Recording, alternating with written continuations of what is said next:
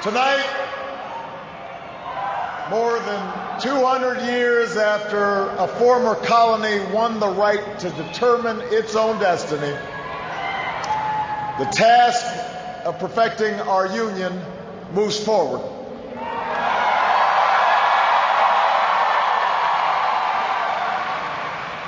It moves forward because of you.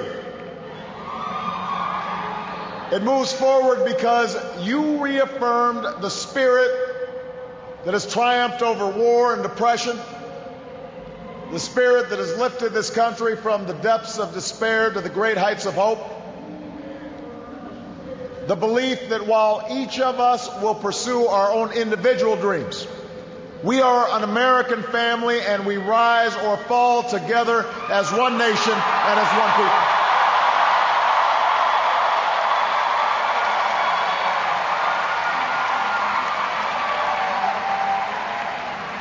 Tonight, in this election, you, the American people, reminded us that while our road has been hard, while our journey has been long, we have picked ourselves up.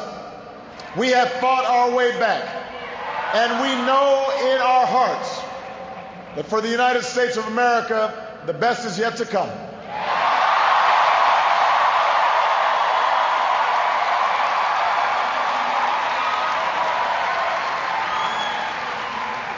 I want to thank every American who participated in this election.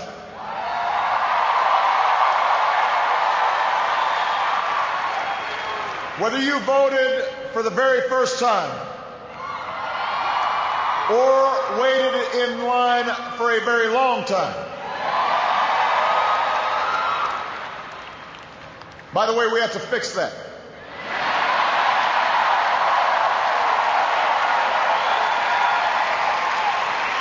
Whether you pounded the pavement or picked up the phone.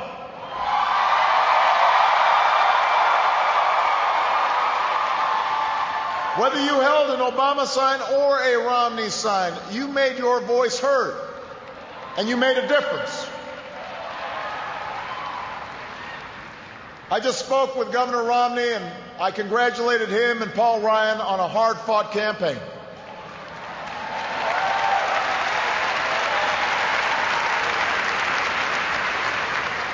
We may have battled fiercely, but it's only because we love this country deeply, and we care so strongly about its future.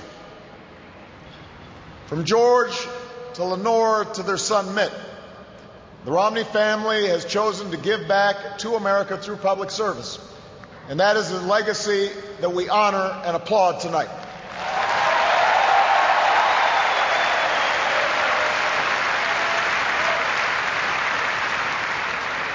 In the weeks ahead, I also look forward to sitting down with Governor Romney to talk about where we can work together to move this country forward.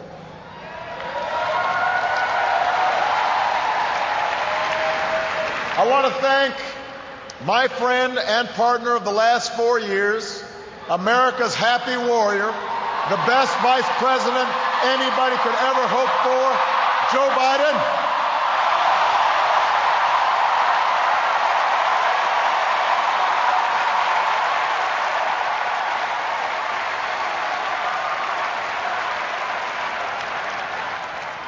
And I wouldn't be the man I am today without the woman who agreed to marry me 20 years ago.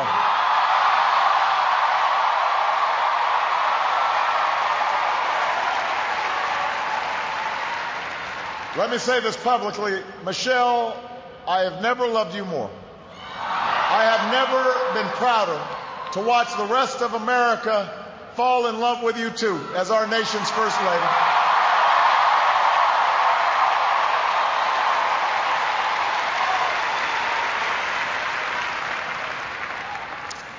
Sasha and Malia, before our very eyes, you're growing up to become two strong, smart, beautiful young women, just like your mom.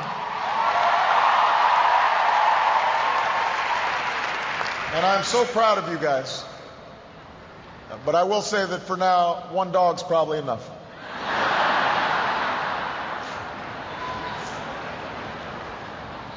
To the best campaign team and volunteers in the history of politics.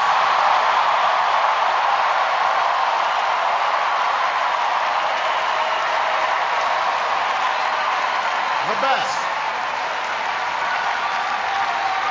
The best ever.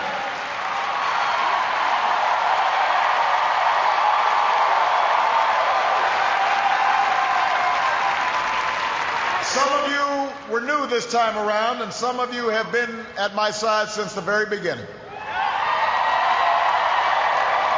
But all of you are family.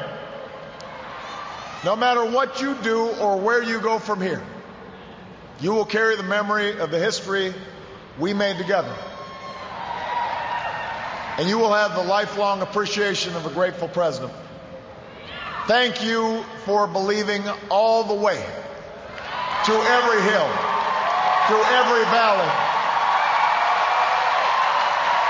You lifted me up the whole way, and I will always be grateful for everything that you've done and all the incredible work that you've put in.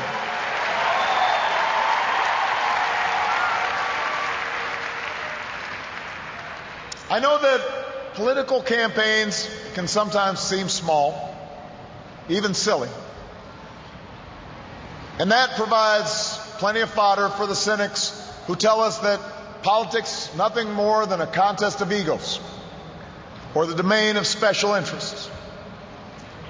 But if you ever get the chance to talk to folks who turned out at our rallies and crowded along a rope line in a high school gym, or saw folks working late at a campaign office in some tiny county far away from home, you'll discover something else.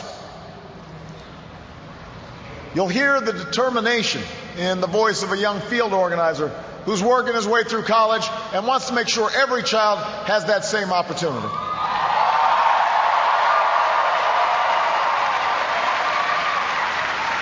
You'll hear the pride in the voice of a volunteer who's going door to door because her brother was finally hired when the local auto plant added another shift.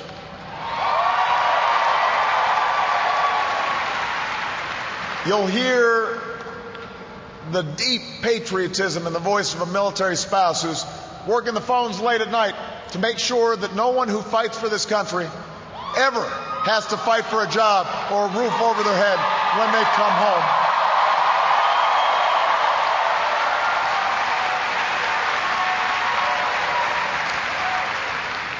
That's why we do this.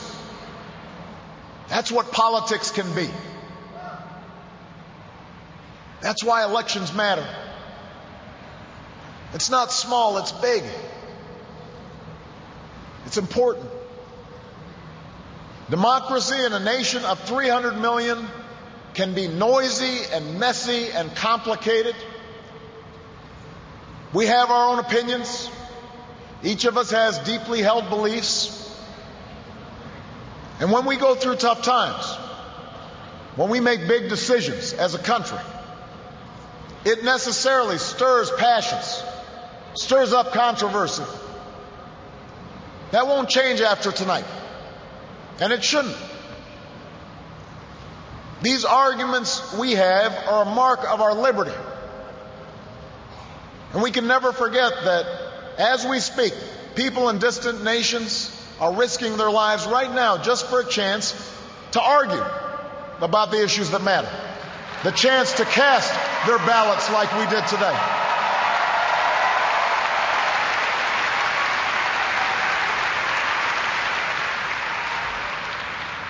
But despite all our differences, most of us share certain hopes for America's future.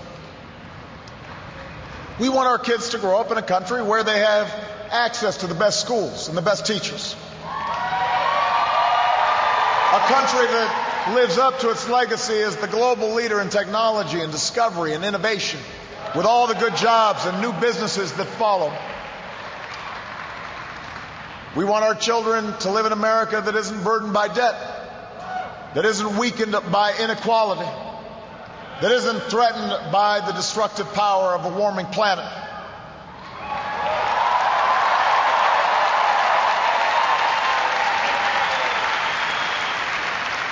We want to pass on a country that's safe and respected and admired around the world.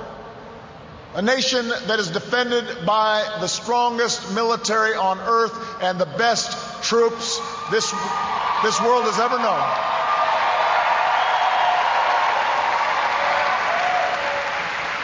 But also a country that moves with confidence beyond this time of war to shape a peace that is built on the promise of freedom and dignity for every human being. We believe in a generous America, in a compassionate America, in a tolerant America, open to the dreams of an immigrant's daughter who studies in our schools and pledges to our flag.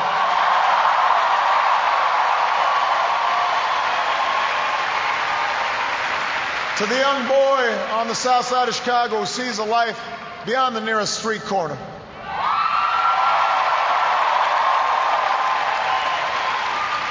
To the furniture worker's child in North Carolina who wants to become a doctor or a scientist, an engineer or an entrepreneur, a diplomat or even a president. That's the future we hope for. That's the vision we share. That's where we need to go. Forward. That's where we need to go. Now, we will disagree, sometimes fiercely, about how to get there. As it has for more than 2 centuries, progress will come in fits and starts. It's not always a straight line. It's not always a smooth path. By itself, the recognition that we have common hopes and dreams won't end all the gridlock or solve all our problems or substitute for the painstaking work of building consensus and making the difficult compromises needed to move this country forward. But that common bond is where we must begin. Our economy is recovering. A decade of war is ending. A long campaign is now over.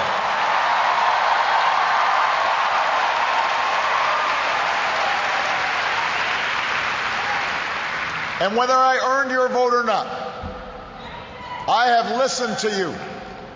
I have learned from you. And you've made me a better president. And with your stories and your struggles, I return to the White House more determined and more inspired than ever about the work there is to do and the future that lies ahead.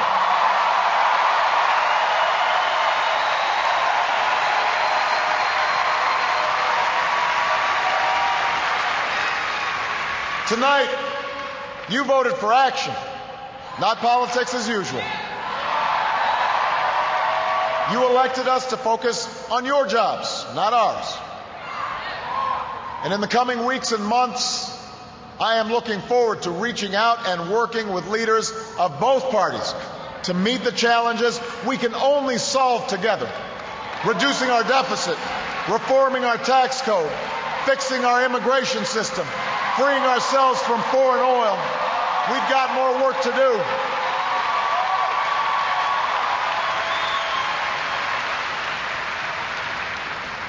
But that doesn't mean your work is done. The role of citizen in our democracy does not end with your vote. America's never been about what can be done for us. It's about what can be done by us together through the hard and frustrating but necessary work of self-government. That's the principle we were founded on. This country has more wealth than any nation, but that's not what makes us rich. We have the most powerful military in history, but that's not what makes us strong. Our university, our culture, are the envy of the world, but that's not what keeps the world coming to our shores. What makes America exceptional are the bonds that hold together the most diverse nation on earth. The belief that our destiny is shared, that this country only works when we accept certain obligations to one another and the future generations, so that the freedom which so many Americans have fought for and died for comes with responsibilities as well as rights, and among those are love and charity and duty and patriotism. That's what makes America great.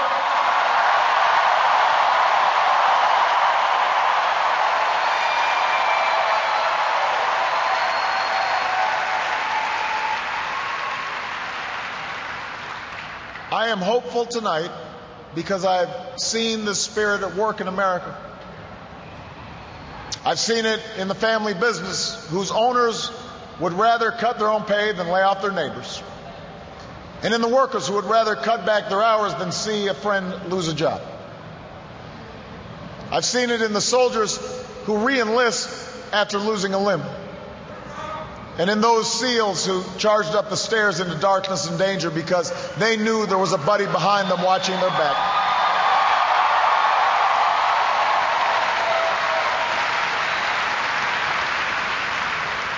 I've seen it on the shores of New Jersey and New York, where leaders from every party and level of government have swept aside their differences to help a community rebuild from the wreckage of a terrible storm.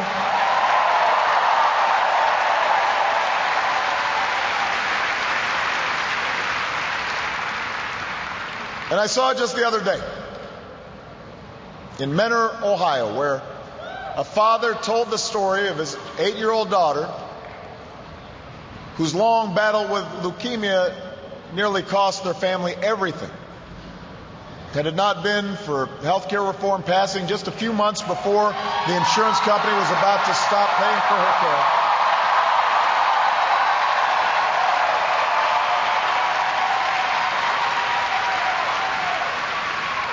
I had an opportunity to not just talk to the father, but meet this incredible daughter of his.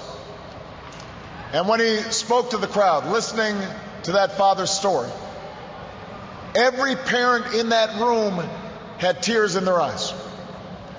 Because we knew that little girl could be our own. And I know that every American wants her future to be just as bright.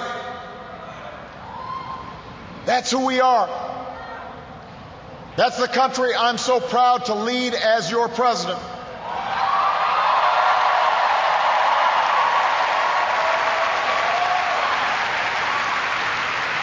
And tonight, despite all the hardship we've been through, despite all the frustrations of Washington, I've never been more hopeful about our future. I have never been more hopeful about America. And I ask you to sustain that hope. I'm not talking about blind optimism, the kind of hope that just ignores the enormity of the tasks ahead or the roadblocks that stand in our path. I'm not talking about the wishful idealism that allows us to just sit on the sidelines or shirk from a fight.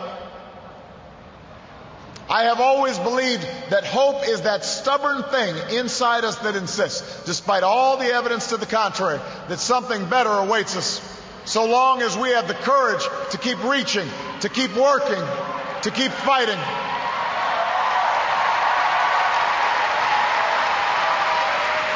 America, I believe we can build on the progress we've made and continue to fight for new jobs and new opportunity and new security for the middle class. I believe we can keep the promise of our founding. The idea that if you're willing to work hard, it doesn't matter who you are or where you come from or what you look like or where you love. It doesn't matter whether you're black or white or Hispanic or Asian or Native American or young or old or rich or poor, able, disabled, gay or straight. You can make it here in America if you're willing to try.